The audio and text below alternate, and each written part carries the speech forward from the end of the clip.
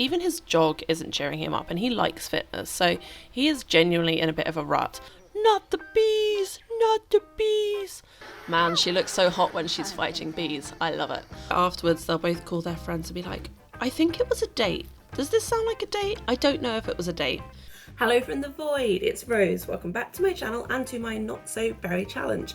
In the last episode, Mac made friends. It's all been quite good and pure and kind of like my game is trying to cleanse itself after Carmine's generation, but together with his workmates Kayla Pretori and Edie Crinoline, Mac has friends. It's very exciting. Now you guys let me know in the comments that you kind of like the idea of Mac and Edie having like a slow burn, maybe friends to lovers type thing, so we're gonna keep going down the friends path and see where we end up, because last time he tried flirting it didn't go well. So let's see what happens this time. Mac has woken up in the most sad and tragic mood. He's literally mooching around like the bottom has fallen out of his world because he had a bad spooky day. Now we put him in a costume, but for whatever reason this is hitting him particularly hard. He's just both sad about the holiday and then feeling sadder about feeling sad because he's got the feeler emotion from, I don't know, one of my mods. So I'm trying to work out how to cheer him up. At the moment he's pottering around, falling over, picking up some bits and bobs that we can sell for some extra money for rockets and whatnot, but ooh, I wish I could sell that. That would be a nice 900 simoleons, wouldn't it? But it's Floor's potion and I want to save it for a special occasion. Now, my original plan was to have Mac stay at home, do a workout, upgrade his rocket and do all the normal stuff, but even his jog isn't cheering him up and he likes fitness, so he is genuinely in a bit of a rut. So I got thinking, well, Edie came over yesterday and she kind of like gently needled Mac about being obsessed with his career and going to space and like not doing anything else. And also obviously told him about her desire to do archaeology that she's not able to pursue because it doesn't pay enough. And so Mac, feeling sad and possibly slightly reckless, has a really dumb idea. And by Mac I mean me, but I think this will be fun, so we're gonna do it. We are going to ask Edie to hang out with us for the day, just like a friend hang, except we're gonna go to Selva Dorada. Now, this is slightly batshit, I can acknowledge that. However, what I'm thinking is Mac is a nice guy. He would want to do something nice for his friends. Obviously at the moment Edie is kind of like his best friend. Not that they're particularly close, but because he doesn't really have a lot of very good friends. This is something he knows that she would like to do. He's never really left Evergreen Harbour or Oasis Springs, so he's not seen anything of the world, so potentially he's saying, do you know what, you're right, I am obsessed with my career, but look, I can be fun. I've taken a day off and we are going on an adventure. Edie actually is like yelling at him. I'm not sure about what, but it seems to be about making her get on a plane with no notice. I feel like her vibe is, what were you thinking? This is a completely bizarre thing to do. Just because I said I wanted to come here doesn't mean you had to make it happen. We don't even know each other that well, because they don't. And she's probably also thinking back to when as a teenager he would do like mad things to impress Angel, and the fact that he flirted with her the other day, and she's like, is he making a really inappropriate move? Like, have I made a terrible mistake by going along with it to this point? While Mac is just thinking like, this could be really fun. We're here now, it wasn't super expensive, why don't we just enjoy it, make the best of it, see what's around here. I mean, if you want to go off on your own and explore, that's completely fine, but as for me, I am going to ignore the fact there's only one bed and that Mac is going to have to sleep on the sofa and make some lunch for both of them. My friend in the comments made a joke about this being like slow burn nerds. We know each other from the X-Files fandom, and one bed is a classic fanfic trope, but that is not actually what I was aiming for, and that is not what we will be doing. This is a friend hang, organised by someone raised by a woman who had no idea what was socially appropriate, and he's doing his best. I've realised he was still wearing the Gamescom t-shirt, so I thought Mac is definitely the guy that would get a holiday shirt. So we're going Hawaiian. Oh my god, it's so tacky, I love it. Edie, where have you vanished to? Please tell me she hasn't like been yeeted off the holiday by the game. She literally just vanished. Edie! Edie, wait. Oh, she's there. That's okay. She's reading her book round the side in the shade like a sensible egg. Good for you, Edie. I feel like this is very on brand. She's like, as much as she's a little bit mad with him still, she has got her guidebook and she's like, did you know about XYZ local customs? Although she seems to be waving salt or pepper at him. Is she seasoning his cooking? Is she like, these meats look burned and unseasoned, please do better? Kind of love that for them, because Mac is, as with most things in his life, only good at detail when it comes to, where are you going? Only good at detail when it comes to rocket ships. Anyway, I'm having him take care of his needs so that we can then head off through a few walls first, but eventually to the trailhead and hopefully access the temples or at least some part of the ruins. Edie is incredibly passive-aggressively reading her book behind him. She's doing that classic, "I'm ready, aren't you ready? Oh, you're still eating." Sort of loudly opening and closing her book and generally being incredibly on character for how I imagine that she would be in this environment. Like, she's made her peace with being here and now she's like, can we just leave already? Oh, and they did just get the group cooking thing, so I'm guessing her salting his meat, which sounds dirty now, might have counted. Anyway, we need to try and get some jungle supplies, so I figured I'd send them to the market. Go say hi to the lady on the statue. My game is not running the smoothest just now, so please forgive my baggy frame rate. They're both having a look at the statue, and none of the vendors are here. That's super frustrating. I can't click on the machete, and without a machete it's going to take forever and ever to get through any of the vines. But I can just have them hang out in the square and enjoy the gorgeous Salvadoran lighting and generally being a vibe. And oh, that looks like a vendor is coming. Hello, yes, please. We would like some of your finest knives and dried out cheese sandwiches. Yeah, we're going to get everything we can from this vendor, and yeah, I don't think the other one's going to turn up, so we're going to be a little bit less supplied than I would like, but it's only a short trip to the jungle, so hopefully we will get away with it and nobody will die. Might actually just also quickly hop into exploration supplies and see if I can get a cooler, and do I want a tent? Yeah, let's get a tent, because then if we do decide to be super adventurous and stay out in the forest, we can do that safely, which would be awesome. And although we're spending rather a lot of money, it does also give us a second option for Mac to sleep. If he doesn't fancy the couch, he can, I guess, set the tent up and sleep there. And we've arrived at the Belomesia trailhead. Mac is shooting straight off to have a look at the big scary looking sign, and Edie is going to do who knows what, because I can't control her. But I have added them to a group, so hopefully once Mac clears the path with the machete, he's got pretty good athletic skills, so I'm hoping it'll be pretty quick. An angry person is apparently on their way to chat to him, but hopefully they will not distract him from his macheteing, which frankly could use all of his attention. As a clumsy sim, I would really like you to go back to your house with all of your limbs, if at all possible. It looks like Edie is in the background cooking. Mac's cooking wasn't good enough for her, so she's just made her own serving of chicken chimichurri skewers. Wonder what trouble Mac's going to get in through the thing. Capybara and the bees. A capybara's being attacked by bees. Scare off the bees. Let's hope our fitness skill is high enough. Oh, it wasn't. We got stung all over. Not the bees! Not the bees! Never a bad time to reference Nick Cage, in my view. Edie's come through. Oh, and Mac's having a hot dream about... Wait, genocide? Nope. Okay, we are going to pretend that did not just happen. Mac is having a hot daydream for his half-sister's other mother. Nope. Nobody, no. Nobody, no. Not least because he literally hates her. Why don't we focus on the person that we're here with and making nice friend times with Edie. Let's encourage her to come deeper into the temple. Come on, Edie, we got this far. Let's go see this terrifying looking rope bridge. He's just hanging out in his Hawaiian shirt and flip-flops. I mean, neither of them are dressed for jungle exploring. Edie honestly should do better. She is... I guess maybe Mac didn't tell her what to pack. Maybe that's why she's so annoyed, because she's trying to explore the jungle in her little bear tootsies, which would be incredibly dangerous. But for now, we're just going to try and distract her from the possible snake bite she's going to get by telling her a joke about balloon animals and appreciating the utter gorgeousness of this lighting. I mean, look at it. It's so purple. Didn't intentionally time this for sunset, but hey, sometimes you just get lucky. And to be honest, given how laggy my game is running, I feel like I deserve some nice sunsets. And apparently Mac deserves an electric shock, but fortunately, mischief kind of runs in our blood, so it's okay. Oh, and he's doing a flirt again. I did not set this up. It seems to have gone okay, or possibly he just asked her favourite colour, but in a sexy way. I don't know. I'm pretty much just letting these guys... I'm just moving them to different parts of the temple so we get some different scenery, and then I'm just letting them hang out and chat and seeing kind of what happens. Look at me doing a long shot. I can never get a good picture of this waterfall. I find the camera does weird things, so yeah. We have gone over to the next gate, which we probably won't get through tonight, and we are celebrating our promotion with confetti that we just pulled out of... Hang on. Is Edie flirting with Mac? Oh my god, I think she just flirted with him, and although she's now like super embarrassed, sorry, I need to run this back and check what actually happened. We're going to slow-mo it. Okay, so the moodlet comes in, it's Edie, just a normal chat, and then the heart appears, and then she says something about a mirror. Maybe she's complimenting our nice new shirt.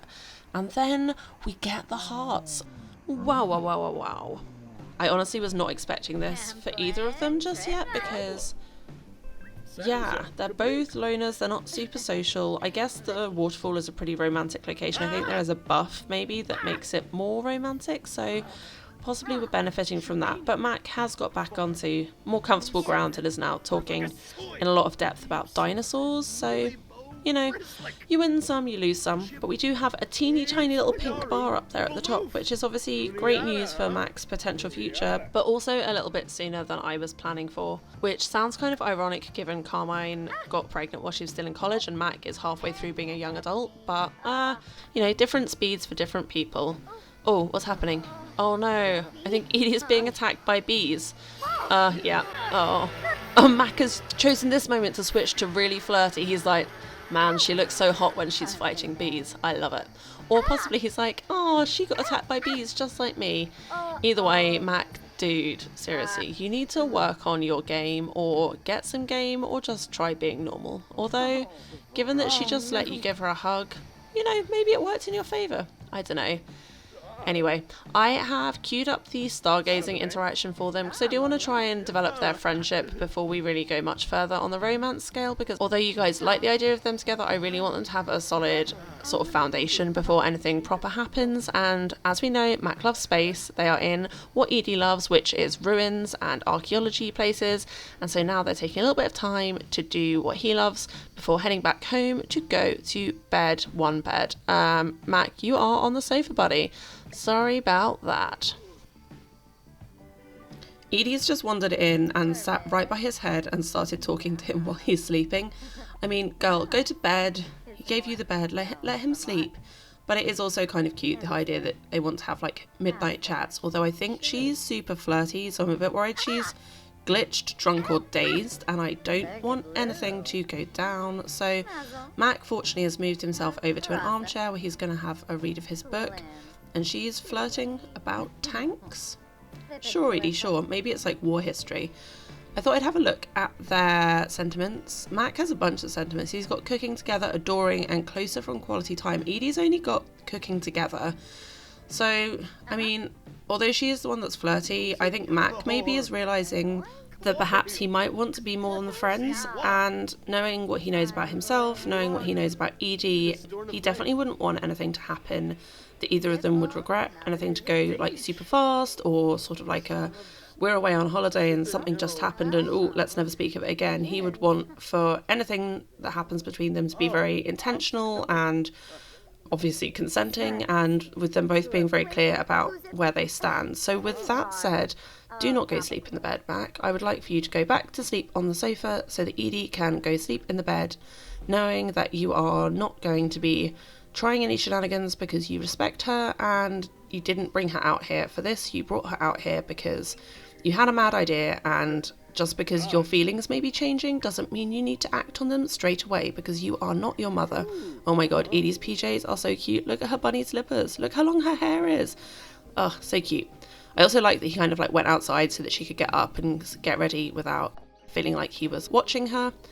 Anyway, they're now having some more meat for breakfast, which somehow hasn't gone off, and then I'm going to send them back into the jungle. If they don't get eaten by flies first. Edie is thinking about herself. What does Edie want? I don't know, Edie. Tell me your secrets. Time to go, little laggy boys and girls. Here we go. And this time in more appropriate footwear. We've got some boots on both of them.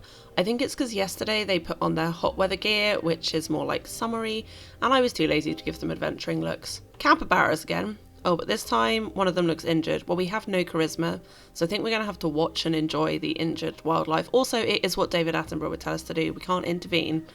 So yeah, Mac is a bit sad about that, but fortunately his other moodlets are pretty solid. And oh no, it's raining, and that's a huge snake. I have realised a downside of having Edie along just as like a group member and a person on holiday is that she can't actually help with the archaeology, so Mac's having to do it all. And then I'm going to try giving her the artifact we dug up as a gift. Hopefully she'll like it. Nice shot with the crashed plane. It's some dirt. Oh, she didn't like it. Anyway, it's a little bit limiting to what I'd hoped to do, because my plan was that Edie could do archaeology and Mac would do the cutting down vines and also work on his fitness, because I really need to do that for his next promotion. But as it is, I can't actually do that. So instead, I thought maybe I will send them to the museum on a date.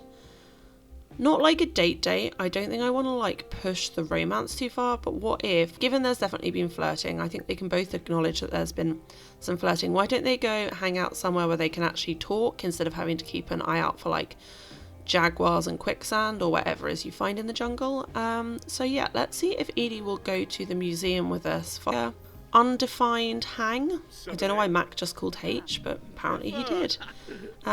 She said yes. Okay, so we are here at the museum on our get-together where afterwards they'll both call their friends and be like, I think it was a date. Does this sound like a date? I don't know if it was a date. We know it's a date. I don't think they know it's a date. Anyway, let's go have a look at the collection together. I'm not going to lie, it's not the most impressive. I know the treasures that you can collect in game are a lot more colourful than this, but I also know that real antiquities are very old, faded and dusty, so we won't get too mad at it. We might get mad at all these townies who are totally cramping our style just to talk about the weather. I mean, seriously, Mac doesn't seem thrilled about it. He is telling a dramatic story about frogs, and to save him from embarrassing himself, I think I am going to send them outside away from the Hawaiian shirts, although Mac is totally one of them, to chat outside in the rain on this lovely bench. What could be nicer?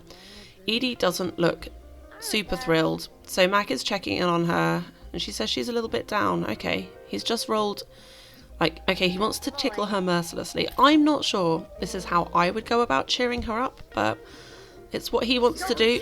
Yeah. Oh, yeah, that would infuriate me, but she fortunately seemed to kind of be into it. But we have backed off again, which I think is no bad thing. I think he realised how close together they were sitting and was like, too fast, too soon. I'm definitely holding myself back here. My instinct, I mean, generally when you play The Sims, the perk is as soon as you decide you want to do something, you can just be like, yes, we will get married today, even though we only met yesterday. So to give these characters some integrity by not doing that is, honestly, my self-control is enormous right now. They're just talking about work and science and ruins and jungle stuff and having a lovely time, and I am not going to make them kiss. No, I am not. Edie is also an art lover.